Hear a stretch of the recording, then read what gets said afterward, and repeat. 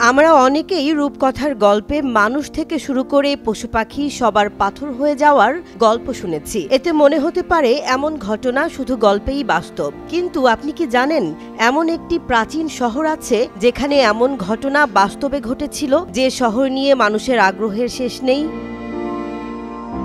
ইতালিতে এমন একটি প্রাচীন শহর আছে যেখানে এমন ঘটনা বাস্তবে ঘটেছিল। একটি ছিমছাম শহর, তবে হঠাৎ করেই এক দুর্যোগ নেমে এসেছিল ইতালির সেই শহরটিতে। সেই দুর্যোগে শেষ হয়ে গিয়েছিল পুরো শহরই, শুধু পড়েছিল সেই শহরে বাস করা মূর্তিগুলোই।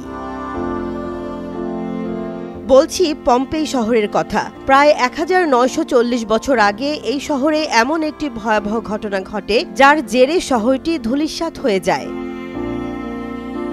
এই জায়গা থেকে বিজ্ঞানীরা এমন কিছু প্রমাণ পেয়েছে যার ভিত্তিতে বলা হয় সেই সময় একটা মানুষও বাঁচতে পারেনি। এই শহর প্রায় 70 একর জমির ওপর ছড়িয়েছিল। শহরের গুহা থেকে অনুমান করা হয় যে শহরটিতে প্রায় 11 থেকে 15,000 লোক বাস করত। কয়েক বছর আগে এই এলাকায় একটি ঘোড়ার দেহের অংশ পাওয়া গিয়েছে, যে অংশটি সম্পূর্ণভাবে পাথর হয়ে গেছে। এমন অনেক পাথরের অংশ এই এলাকা থেকে প্রায়শই উদ্ধার করা হয়ে থাকে। উদ্ধার হওয়া এই অংশগুলো দেখে মনে হয় যেন তাদের মধ্যে কোনোদিনই প্রাণ ছিল না। এগুলো কোনো পাথরের মূর্তি, কিন্তু এই পাথরের মূর্তিগুলোর পেছনের সত্য ঘটনা মানুষ জানতে পেরে ভয়ে আঁতকে ওঠেন। পম্পের কাছে নেপান্সের খনিতে একটি আগ্নেয়গিরি আছে যার নাম মাউন্ট বিউবিয়াস। অনেক বছর আগে হঠাৎ এই আগ্নেয়গিরিটি ফেটে যায়, যার ফলে ভারী মাত্রায় লাভা এবং বিভিন্ন ধরনের জৈব পদার্থ বের হয়, যার ফলে বড় মাপের ক্ষয়ক্ষতি হয়।